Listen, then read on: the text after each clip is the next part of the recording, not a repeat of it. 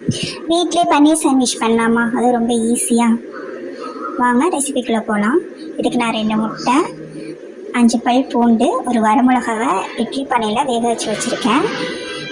நம்ம பன்னீரை மிளகாத்தூள், மஞ்சத்தூள், உப்பு போட்டு ஃப்ரை பண்ணி தனியாக எடுத்து வச்சுருக்கேன்.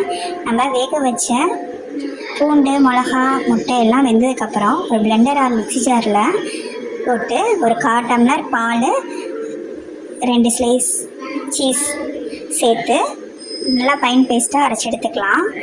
இது கூடவே வெங்காயம், கேப்சிகம், கேரட் எல்லாத்தையும் பொடி பொடியாக கட் பண்ணி இது கூட சேர்த்து நம்ம ஃப்ரை பண்ணி வச்சுருக்க பன்னீரையும் கலந்து மிக்ஸ் பண்ணிக்கலாம்.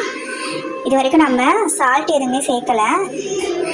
சீஸ்லேயும் பன்னீர்லேயும் இருக்க சால்ட் இருக்குது. நம்ம பத்தாதுக்கு ஒரு 2 பிஞ்சு சால்ட்டு, கொஞ்சோண்டு பெப்பர் தூள் சேர்த்து நல்லா மிக்ஸ் கொடுத்து நான் 4 ப்ரெட் எடுத்து வச்சுருக்கேன்.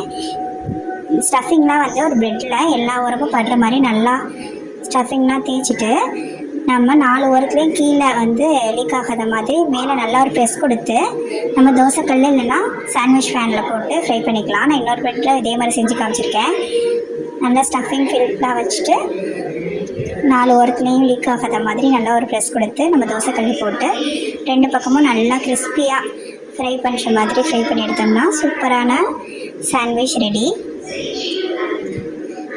நம்ம விருப்பமான ஷேப்பில் கட் பண்ணி என்ஜாய் பண்ண வேண்டியதான். இதே ரெசிபி நீங்கள் சிக்கன், ஸ்வீட் கார்ன்லையும் ட்ரை பண்ணலாம்.